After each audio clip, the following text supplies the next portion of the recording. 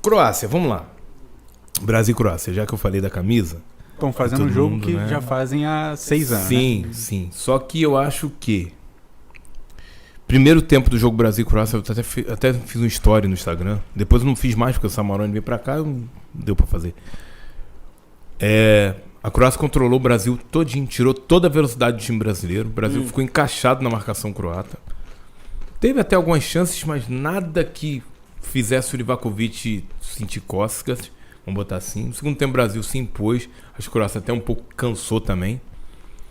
E o Brasil tentando, mas de um modo assim...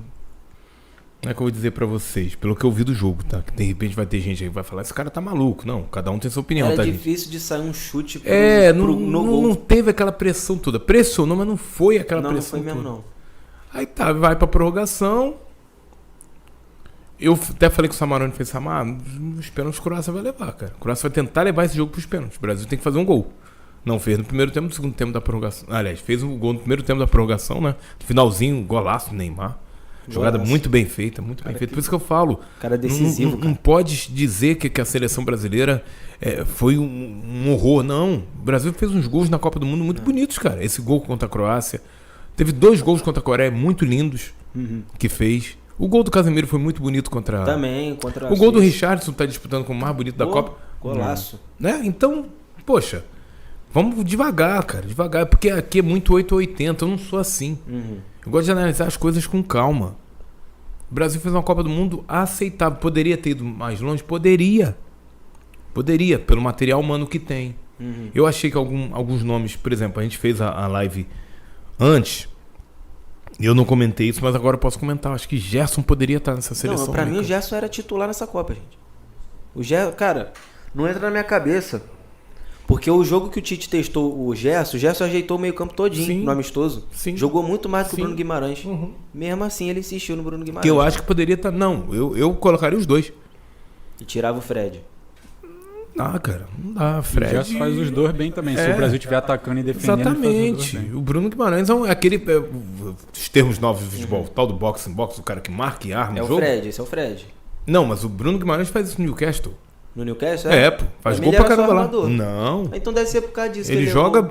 Ele é tal de Joeliton, joga muito ali no meio campo do Newcastle. Newcastle é o terceiro ou quarto colocado do campeonato inglês e vai pra Champions League. Então porque o Tite levou ele... Tinha que levar, cara. Não, o cara jogou muito no Lyon. Mas pensa comigo. O Fred já é o box to box. Aí leva o Bruno Guimarães pra ser o reserva do Fred. Que eu não consegui entender. É uma coisa tipo assim, é uma coisa previsível, cara. Levou duas armas iguais. Podia ter levado o Gerson. Não, algumas convocações ali a gente pode discutir. Eu, por exemplo, o pessoal pode pegar o vídeo antigo lá. Eu falei que a convocação foi boa. Continuo mantendo aquilo que eu falei. Foi boa. Não foi ruim num todo. Mas algumas peças poderiam ter sido trocadas. Depois a gente viu que houve alguns equívocos, mas tudo bem. É convocação exatamente. Menos a de 2006, porque essa aí foi... Acho que pra mim foi toda bem... Pra mim foi... Todo mundo que pediram foi convocado. Aí vem o segundo tempo da prorrogação. O que faz o técnico da Croácia? Ele começa a colocar atacantes. E aí eu comentei numa rede social que a Croácia teve coragem. E teve coragem de atacar o Brasil. Rapaz, para e pensa. Camisa aqui, isso aqui é muito pesado. O time da Croácia teve coragem de chegar e falar, poxa, Brasil, tá 1-0 você, mas a gente vai tentar levar esse jogo pros pênaltis. E perder de 1-0 de 2-0. Exatamente. Dificilmente você vê os times atacarem o Brasil. E a Croácia atacou. O Brasil que subestimou a Croácia. Aí, não sei, cara. Não vou dizer isso não. Os caras se conhecem, cara. Casemiro conhece o Modric. Mas aquele lancezinho que o Fred saiu do... Não, mas ali não, eu acho que não é uma soberba, não. Ali eu acho que, de repente, o time tentando fazer um segundo gol. Se faz o segundo gol, mata o confronto. Aí o técnico da Croácia bota os atacantes, tem aquele lance que todo mundo vai pra frente, tem um contragolpe. Aí o Brasil tá todo desarrumado. Acho que não sei se foi o Militão. Foi todo mundo pressionar lá na frente. O cara tá lá do outro lado, o menino Militão recebeu Orzic recebeu a bola sozinho do lado esquerdo, cruzou. O Bruno Petkovic, que é até um bom jogador, chutou, deu sorte. A bola bateu na defesa e fez o gol. Então a Croácia teve coragem de atacar o Brasil. E num todo, o Brasil foi um pouco melhor, mas a Croácia ela teve coragem. Ela conseguiu uma das maiores vitórias da história do futebol croata. Porque o pessoal se esquece de uma coisa. Croácia em 98. Eu vi Croácia chegar em 3 semifinais de Copa do Mundo. Então o Brasil, ele... Infelizmente, a gente poderia estar falando de uma provável final Brasil e França domingo. Ou pelo menos Brasil e Argentina na semifinal. A gente poderia estar falando, mas o Brasil, no geral, a Croácia mereceu, porque é o que eu falei. Acabou neutralizando o Brasil no meio campo. Ó, vamos lá. Kovacic, Modric no meio campo. Jurovic, lateral direito. Pra mim foi o melhor em campo. Os 2 zagueiros, o Gvardiol e o Lovren, jogaram demais. E o Livakovic no gol. Ah, tá. Vamos botar o Livakovic como melhor porque salvou o pênalti. Tá. Esses caras jogaram demais. Não foi só o meio campo da Croácia. A zaga jogou muito. Neutralizou totalmente. O lateral direito jogou demais, cara. Muito. Tu não vê os atacantes durante muito tempo. Exatamente. Do jogo. Os atacantes agora vamos comentar na nossa seleção. O Alisson, um mero espectador. A bola foi no gol. Foi e desviou, cara. É porque ele é goleiro do meu time que eu vou... Né? Não é nenhuma defesa, mas... Uma bola desviada é difícil. Não, acho que nisso daí ele não tem culpa. Os laterais. O Militão fez um bom jogo. O Danilo meio que perdido, mas... Foi bem. O Danilo meio que perdido, mas não digo tanto, porque o cara tá lá na esquerda e... Os 2 zagueiros... Tu acha que o Alisson teve culpa? Você acha que o Alisson teve culpa? Cara, eu acho que não é culpa do Alisson. Acho que o treinador ele tem que pensar num goleiro que pega pênalti pra ser titular da seleção brasileira na Copa. O Ederson pegaria? O Everton, eu não sei se o Ederson é um pegador de pênalti, mas... Ele é o segundo, né? Se o Alisson ia ser ele. Mas eu não acho um absurdo colocar o Everton como titular do Brasil. Gente, olha só. Eu também não essa coisa. Os três goleiros olha só, eu acho que isso é muito relativo. Na decisão de pênalti Chelsea e Liverpool da Copa da Inglaterra, o Alisson pegou 2 pênaltis. Se eu não me engano, ele pegou um pênalti do Kovacic. Se eu não me engano, que eu vi essa decisão. Então, isso é muito relativo, cara. Esse ano o cara foi pra final da Copa da Inglaterra e pegou, acho que pegou 2 ou 1, sei lá. Acho que pegou foi 1. Mas ele tava lá. Por exemplo, o goleiro do Senegal, muito bom de pênalti, o Eduardo Mendy. Mas não vai ser toda a decisão que ele vai ganhar. E em pênalti eu acho que não dá pra crucificar goleiro, não. Mas só dá pra chamar de herói se ele catar 3, 2, tá ligado? Agora, mas o chute é queima-roupa, cara. Pô, mas o Júlio César na seleção, nunca vi ele... Não, o Júlio César brilhou no contra o Chile. Sempre brilhou, cara. Brilhou, mas o Júlio César era pegador de pênalti. Tafarel pegador de pênalti. Pô, tá vendo? É o Silivakovic pegador de pênalti. Tanto que estão falando que vai pro Bayern, que do né? nível do Júlio César a gente não tem mais, né? Mas o Alisson não é mau goleiro, o Ederson não é mau goleiro, o Everton não é mau goleiro. Eu acho que isso aí é muito relativo. Por exemplo, o Van Gaal inventou aqui em 2014 o Tim Krul, que era goleiro do... Acho que agora é goleiro até do Watford. Era goleiro do Newcastle. Pra pegar os pênaltis contra a Costa Rica. E deu certo. Deu. Mas poderia ter dado errado. Por exemplo, o foda é que contra a Argentina o Silense não pegou... Acho que não pegou nenhum pênalti, né? Porque o... Não foi o Silense não, o goleiro é outro cara. Era outro? É outro cara, não, o Silense não. O Silense nem foi pra Copa. 2014? 2014, é 2014, verdade. É isso aí. Aí colocou esse goleiro aí do Newcastle. Mas aí quando foi contra a Argentina, ele não fez... Ele deixou, exatamente, tá certo. Porque o Van Persie se cansou, aí isso, exatamente, é isso aí. E a Holanda perdeu 2 decisões para a Argentina seguidas. Ou seja, o Van Gaal estava certo em colocar aquele goleiro. Mas aí é relativo, cara. Neuer é um grande pegador de pênaltis.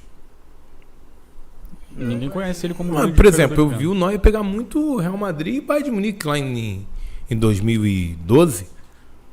Eles pegou pênalti até do Cristiano Ronaldo na decisão lá. Eu tava vendo esse jogo no shopping. O Real Madrid saiu pro Bayern. Mas ele não é grande pegador de pênalti. Não é um histórico cara... dele. Exatamente. Grande pegador de pênalti no mundo agora... Dá pra falar que é o Courtois? O Courtois bota medo, hein? O Courtois pega muito pênalti. Courtois, pegou o pênalti do cara pegou o pênalti do cara do Canadá. O Pickford também não é pegador, não? Eu acho que o Nick Pope é mais pegador que ele. Nick Pope. Que era o goleiro reserva. Mas o Nick Pope pega muito, cara. Mas só pênalti também? Não, ele é mais do que o... Mas em campo o Pickford é melhor. É histórico ter pego com a Eu prefiro tanto o Anderson, os 3 goleiros da Inglaterra, tanto o Anderson quanto o Nick Pope, eu gosto mais deles.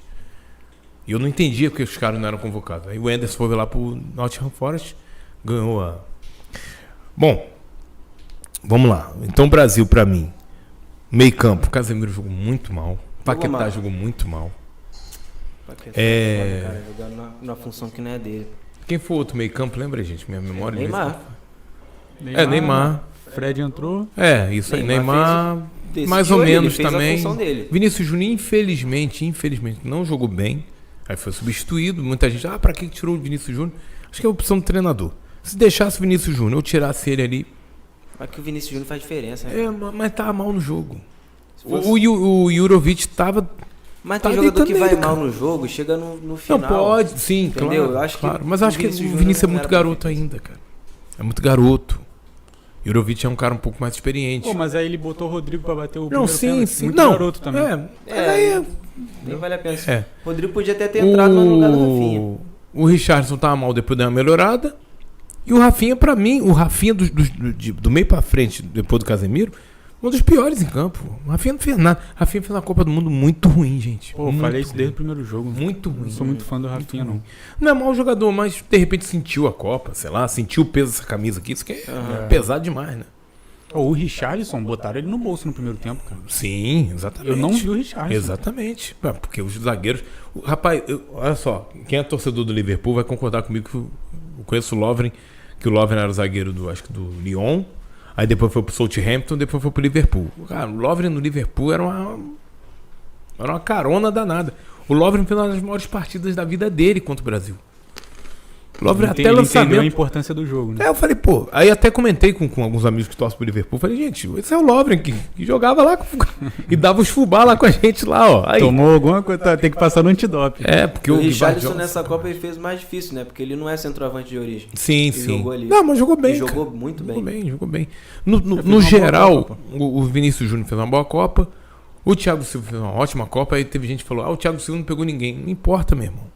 Mas neutralizou o cara andar, correr, avançar. O Thiago Silva pegou o som. Tem coisa que a pessoa não assiste, cara. Tem coisa que... Pegou quando o cara som. tá sem a bola, a pessoa não presta atenção. Ele conhece o som lá do campeonato inglês. Jogou muito bem contra a Coreia. Mesmo, o som nem apareceu.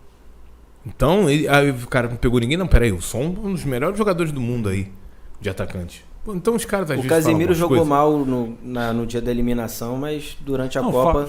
Sim, os 2 primeiros jogos foi muito bom. Falando de erro que a gente estava falando ali antes de gravar, na minha medíocre aqui análise, que isso? Eu acho que foi o Brasil partir para cima. Depois, no final de prorrogação, entendeu? Eu acho que tinha que ter a humildade de falar, vou retrancar, entendeu? O Marrocos jogou assim e conseguiu passar de time grande. A gente como time grande, podia ter a humildade de falar, vou retrancar, vou segurar o resultado. Mas eu vou te falar, Hugo. Mas eu acho que esse erro foi maior do que erro individual de jogador. Entendeu? O erro coletivo do Brasil tentar ir pra cima com o resultado. Não é culpa do Tite. Porque... Depende do que ele falou na beira do campo. Porque o Tite, cara, ele tirou o Paquetá pra colocar o Fred. Ele tá dando a entender que ele quer o time mais defensivo. Tu viu aquele vídeo do Neymar dando esporro no Fred. Sim. Pelo jeito ninguém entendeu em campo também. Mas aí é que tá, cara. Eu acho que aí... Além de tudo isso que vocês falaram, que eu acho que vocês têm razão, falta também pra mim, e eu sou velho, tá? Sou da época, tanto que 74 aqui, gente, é o ano que eu nasci, tá? Vou mostrar pra eles aqui. Eu tenho 48 anos. Então eu sou da época em que o jogador dentro de campo, o treinador dava uma instrução lá, e eu acho que essa coisa de muito treinador... Como assim? Eu vou explicar. Muita tática? Não é ficar dependendo do treinador. Por exemplo, na Copa de 70, o Gerson conta uma história que é o seguinte. Gerson canhotinha de ouro. No jogo Uruguai e Brasil, tava um jogo duro. O Paulo César Caju conta isso também. Foi quando? Foi a semifinal. Foi semifinal? O jogo tá duro. O Brasil fez um gol, acho que o Uruguai empatou, uma coisa assim. Ou o Uruguai fez 1-0, sei lá. No primeiro tempo, jogo duro, que o Uruguai marcava muito. Tinha uma seleção boa, mas o Brasil era muito melhor, né? Tinha o Pedro Rocha lá e tal, mas o Kevson no gol. Um jogo duro do caramba. O que o técnico do Uruguai fez? Começou a marcar o Gerson, marcação homem a homem. Onde o Gerson ia, o cara colava nele. Colava. O Gerson era o armador ali. Volante, armador. O que o Zagallo ia fazer? O Zagallo ia tirar o Clodoaldo, se não me engano. Clodoaldo, eu sempre me engano, esse é o lateral esquerdo. Ou ia tirar o Gerson. Não, o Clodoaldo era volante. Era o volante, Ia tirar um também. jogador ali pra botar o Paulo César Caju. Quem que o Paulo César tá aquecendo? Eles contam essa história, depois vocês olham lá no Que é pra YouTube. descolar aquela marcação? Pra tentar, sei lá, mudar o jogo. E aí, tá lá o Paulo César aquecendo e tal, o Gerson percebe. O Gerson fala pro cara, fala pro Clodoaldo, Clodoaldo, olha só, minha marcação tá homem a homem. Eu vou jogar no teu lugar, você vai jogar no meu. Quem é que é o empate ou é a virada? Eu acho que é o empate do jogo. Quem empata o jogo? Clodoaldo. Nunca tinha feito um gol na vida, cara. Isso sem informar o treinador. É o que eu falo, cara. Eu acho que tem que ter isso, cara. É. Tem que ter isso. Não é possível que os caras não olhem. Por exemplo, Neymar, ele olhou lá. Ele viu dentro de campo. Gente, não vamos fazer isso.